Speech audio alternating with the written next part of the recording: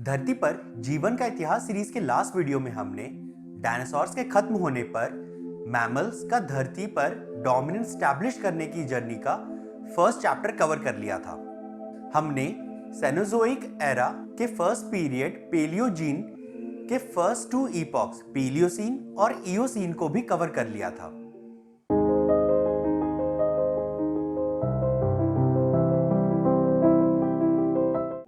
Eocene epoch के and में आए टेम्परेचर में डिक्रीज ने एक नए इकोसिस्टम को जन्म दिया था, वह था ग्रासलैंड्स। इसके बाद शुरू हुआ ओलिगोसीन इपॉक जो कि 33.9 मिलियन ईयर्स से 23 मिलियन ईयर्स पहले तक था।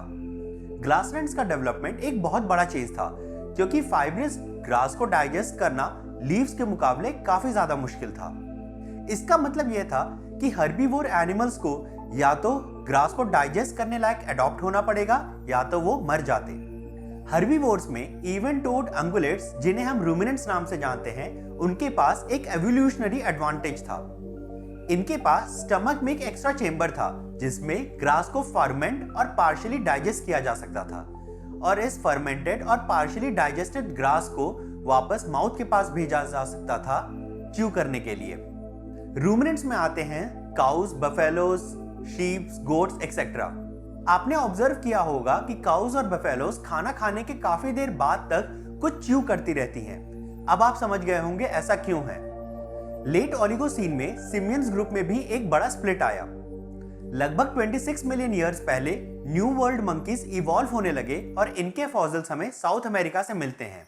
यह न्यू वर्ल्ड मंकीज अपने ओल्ड वर्ल्ड मंकी एंसेस्टर्स की तरह साइज में छोटे थे और फ्रूट बेस्ड डाइट फॉलो करते थे। पेलियोजीन पीरियड के एंड के साथ शुरू हुआ नियोजीन पीरियड जो कि 23 मिलियन ईयर्स से 2.5 मिलियन ईयर्स पहले तक था।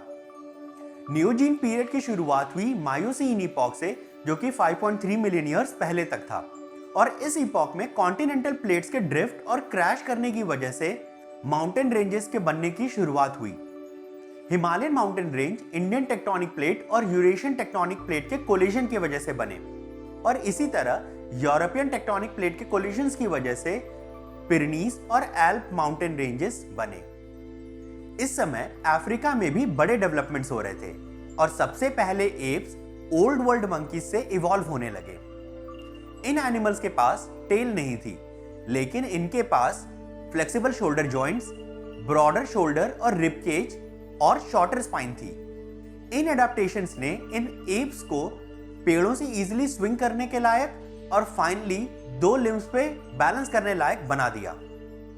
मायोसीन इपॉक में ओलिगोसीन में हुए चेंजेस आगे बढ़ते रहे। जैसे जैसे फॉरेस्ट कम होते रहे वैसे वैसे ग्रासलैंड्स और ज्यादा फैल गए और इसी के साथ साथ वो एनिमल्स जो ग्रास को प्रेफर करते थे लीव्स की बजाय, वो भी धरती पर और ज्यादा फैले और वो एनिमल्स जो कि लीव्स पर डिपेंड करते थे फूड के लिए, वो या तो धीरे धीरे कम हो गए या वो पूरी तरह से एक्सटिंक्ट हो गए।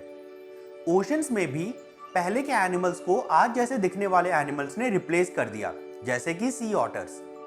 लैंड पर एप्स और ज्यादा डाइवर्सिफाई होने लगे और फाइनली सारे बड़े एप्स के एंसेस्टर्स हम ह्यूमन के एंसेस्टर्स से अलग होकर इवॉल्व होने लगे। ओरेंगुटैन्स के एंसेस्टर्स हम ह्यूमंस के एंसेस्टर्स से लगभग 13 मिलियन ईयर्स पहले अलग हो गए। लगभग 10 मिलियन ईयर्स पहले गोरिल्लास के एंसेस्टर्स और लगभग 7 मिलियन ईयर्स पहले चिंपैंजीज के एंसेस्टर्स हम ह्यूमन एंसेस्टर्स से अलग हो गए। मायोसीन इपॉक के एंड तक आज पाए जाने वाले ज्यादातर एनिमल ग्रुप्स के एंसेस्टर्स इवॉल्व हो गए थे। मायोसीन इपॉक के एंड के बाद शुरू हुआ प्लायोसीन इपॉक जो कि 5.3 मिलियन ईयर्स से 2.58 मिलियन ईयर्स पहले तक था। इस इपॉक में टेम्परेचर में एक सडन इंक्रीज आया और फिर उससे ही ज्यादा तेजी से टेम्परेचर में डिक्रीज भी आया। Finally south American tectonic plate north American tectonic plate से टकरा गई और पैसिफिक ओशन को पैसिफिक ओशन और अटलांटिक ओशन में स्प्लिट कर दिया। और जैसे जैसे टेम्परेचर डिक्रीज होते रहा वैसे वैसे हम ह्यूमंस के एंसेस्टर्स होमिनिन्स ने ग्रासलैंड्स पे फैलना शुरू कर दिया। ये पहले होमिनिन्स मोस्ट प्रोबेबली ग्रास को इजीली डाइजेस्ट कर सकते थे, जिससे इन्हें ग्रासलैंड्स में हमेशा खाना अवेलेबल रहता था और ये आसानी से ग्रासलैंड्स में फैल पाए।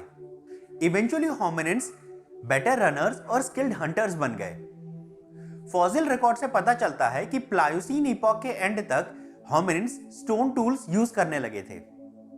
2.5 मिलियन ईयर्स पहले प्लायोसीन ईपॉक के एंड के बाद शुरू हुआ करंट पीरियड क्वार्टरनरी। यह 2.5 मिलियन ईयर्स का छोटा सा पीरियड आइस एजेस के आने जाने और ह्यूमंस के धरती पर डोमिनेंस स्टैब्लिश करने जैसे इंपॉर्टेंट इवेंट से भरा हुआ है। इसलिए हम इस ईपॉक को अगले वीडियो में कवर करेंगे। So till next video, thanks for watching and stay curious.